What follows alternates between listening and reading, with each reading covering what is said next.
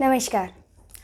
आज हम बात करेंगे श्रीमद् भगवद गीता के प्रथम अध्याय के चौथे श्लोक की। जैसा कि आप जानते हैं, गीता का ज्ञान कुरुक्षेत्र के मैदान में दिया गया था जब युद्ध चल रहा था, और जो संजय था उसने धृतराष्ट्र को हस्तिनापुर में बैठे बैठे ही सारा विवरण, आंखों देखा हाल बताया था।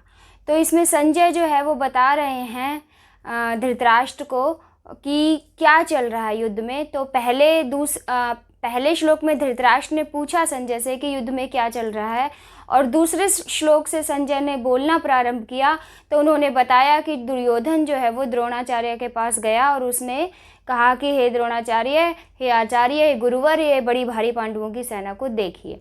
अब चौथे श्लोक में दुर्योधन क्या कहता है द्रोणाचार्य से, उसका वर्णन है। चौथा श्लोक कहता है कि अत्र शूरा महेश्वासा भीमार्जुन समायुधि युयुधानो विराटश्च द्रुपदश्च महारथे। तो इसमें क्या कहा, इसका अर्थ क्या हुआ कि दुर्योधन जो है वो द्रोणाचार्य से कह रहा है कि अत्र शूरा, अत्र अर्थात यहाँ, शूरा ये जो शूरवीर बड़े बड़े योद्धा हैं, महेश्वासा महान श्वास लिए हुए, श्वास कहते हैं उसे जिससे बाण छोड़े जाते हैं, बाण खींचे जाते हैं, अर्थात धनुष, अर्थात धनुष को ही श्वास कहते हैं। और महेश्वासा का मतलब महान धनुष, बड़े भारी धनुष। और जब बड़े भारी धनुषों से बाण छोड़ा जाता है तो उसका असर भी, उसका जो वार होता है वो भी बहुत तेज होता है।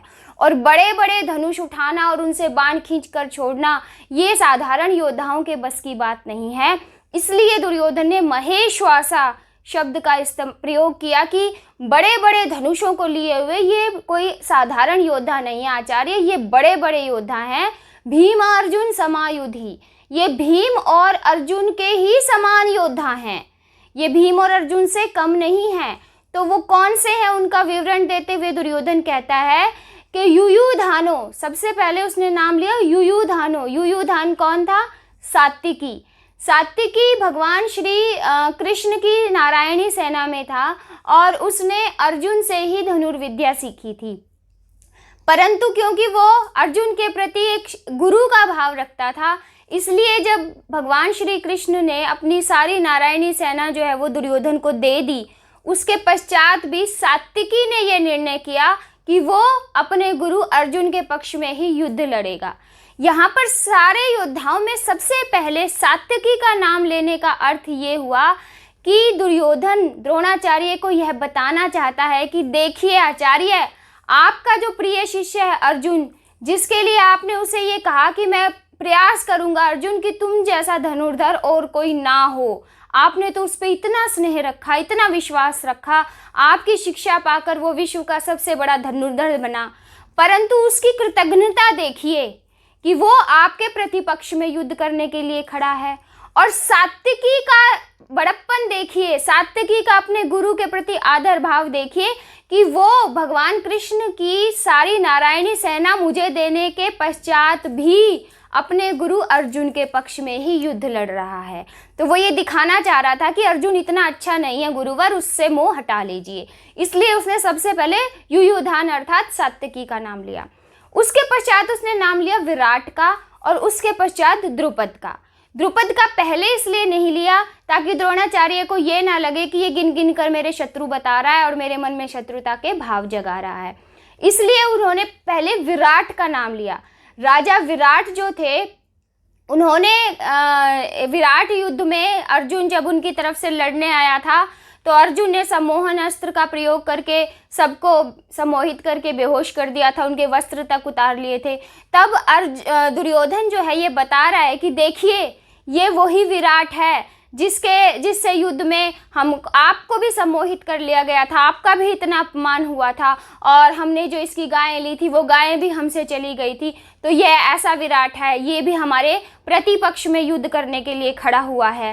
राजा विराट अपने तीनों पुत्रों उत्तर, श्वेत और शंख, उन तीनों सहित इस महाभारत के युद्ध में वीर गति को प्राप्त हुए थे। परंतु सात्यकी महाभारत के युद्ध में नहीं मारे गए थे। सात्यकी बाद में जो आपस में कलह हुआ, क्लेश हुआ या युद्ध हुआ, झगड़ा हुआ, जिसे हम गांधारी का या ऋषि दुर्वासा का श्राप भी कह सकते हैं, जो उन्होंने कहा था कि तुम भी समूल परिवार सहित नष्ट हो जाओगे, उसमें, उस झगड़े में वो मारे गए थे। इस युद्ध में वो नहीं मारे गए थे, परंतु राजा विराट अपने तीनों पुत्रों सहित इस युद्ध में मारे गए थे। उसके बाद उसने नाम लिया द्रुपद का। द्रुपदश्च महारथ है कि ये युयुधान, राजा विराट और द्रुपद जैसे महारथी इस सेना में खड़े हैं। इसे देखिए आचार्य, द्रुपद ये वही है आचार्य जो आप जिससे मित्रता निभाने के लिए उसके दरबार में गए, राज दरबार में गए, उसकी राजसभा में गए और वहाँ उसने आपका यह कहकर अपमान कर दिया कि मैं राजा हूँ, तुम भिक्षुक हो, हमारी और तुम्हारी समानता नहीं, तो मित्रता कैसे हो सकती है।